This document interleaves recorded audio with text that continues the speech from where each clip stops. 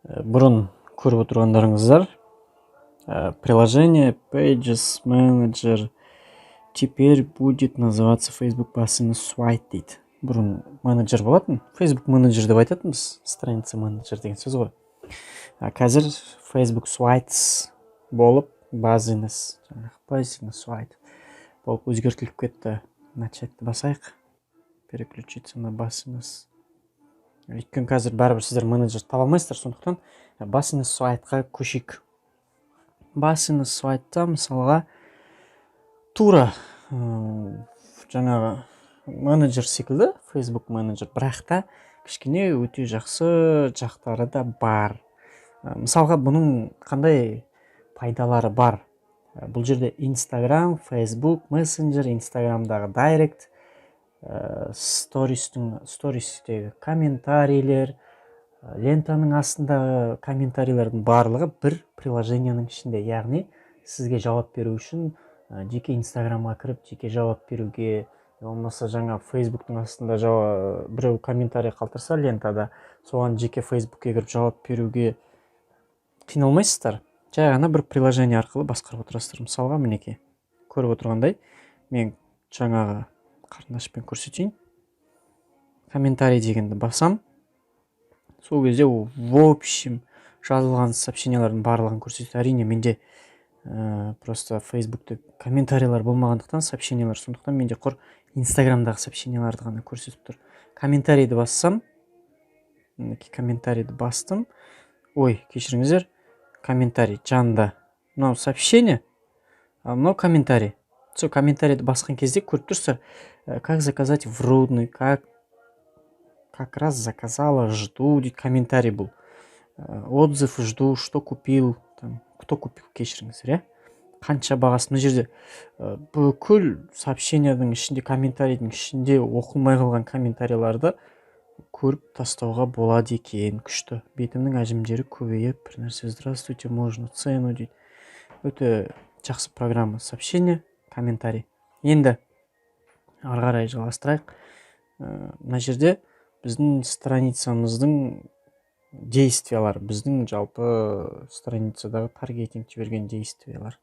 Мінеки таргетингте берілген, оның жаңағы охваты, тағы не енді айтсам, подписчигі, аудитория статистикасын көрсетеді в общем айтқан кезде. Смотреть все публикации. Біздің Instagram және Facebook парақшада публиковать еткен посттарымызды көрсетіп жатыр. Интернет-магазин біздікі, сондықтан Facebook'те де, Instagram'да да қатар жүреді, соларды публикацияларын көрсетіп жатыр. Енді настройкида біз жаңағы Instagram бізде страницаға тіркеледі, бизнес аккаунт болу үшін. Осы жерде Instagram'ды компьютерге кірмей-ақ отключить етуге болады, отвязать етуге. Содан кейін обратно басқа бір парақшаға привязать етуге болады. Көріп тұрғандай, отключить дегенді бассаңыздар, Instagram отвязка жасайды сіздің Facebook страницаңыздан. Информация страницы осы жерде редактировать ете аласыздар. Хит товары KZ, мен қазір все для дома деп өзгерттім, айтпақшы.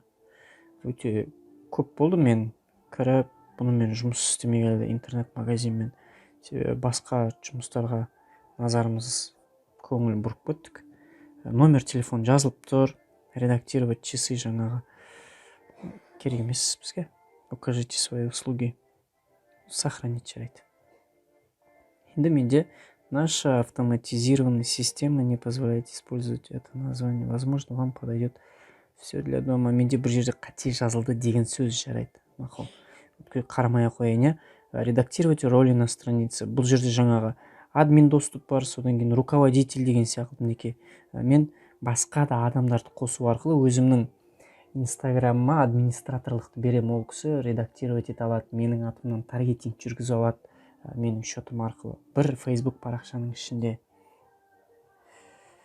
Журнал действия көрсетпейтін шығар деп ойлаймын, өйткені қалай көрсетеді, егер өзі жаңадан приложение обновить етіліп жатса. Бәсе. Ескі жақтарды көрсетіп жатыр, демек жазылады бәрібір. Заблокированный пользователь жаңағы Instagram парақшада енді ондай менде жоқ, ол ешкімге қызық емес деп те ойлаймын. Видимость страницы тоже. Удалить страницу, егер парақшаны удалить еткіңіз келсе, жаңағы Facebook парақшаны басқа парақша ашу үшін не болмаса жаңадан ашу үшін удалить страницуды баса салсаңыз, ол өшіп қалады. Бұл жердегі ең маңызды бұның атқаратын рөлі осы келген сообщенияларды оқу, содан кейін комментарийларды бақылау, қадағалау, жауап беру. Осы ғана мінекей, как заказать в Рудный мен жаза аламын. Міне, жауап бере аламын осы арқылы. Ең басты бір қатты артықшылық дейтіндей ескі приложениесімен жаңағы менеджермен ешқандай ештеңке жоқ. Тек қана аты өзгерді, сосын жаңағы біз енді көргіміз келіп жатқан дүниелер кішкене қосылмай жатыр. Соны көрсек, приложение бір өзгеріс әкеліпті деген сияқты айта аламыз. Осы дайректісіне де жауап бере аламыз. Фейсбукте жаңа мессенджерге жазса да осы арқылы жауап беруге болады. Әрине көп адамдарға комментарий жазатындарға жақсы приложение бұл. Продвигать, опубликовать, сол реклама жіберу, сол өкінішке орай көп айттыртатын да дүние жоқ. Сондықтан обновлениясын күтеміз. Facebook парақшаларым өзім 3 парақша. Мінекей менің жаңағы жіберілген таргетингтерім. Бұл жерден таргетингке өте қатты бір көңіл бөліп, не болмаса парақшаларды қалай айтсам екен, бір Инстаграмда жарияланған посттарды мынадан қарап отыру менің ойымша бір ақымақтық. Тек қана сол хабарламаға ғана жауап беріп отыру, жаңа комментарийді жауап беру бір приложение арқылы деген артықшылық болмаса, сөздің қысқасы осымен тәмам бұл приложениеға обзор. Себебі әлі де обновление үстінде екен. Обновлениясын күтейік, содан кейін барып толық бір жақсы обзор жасап көрейік.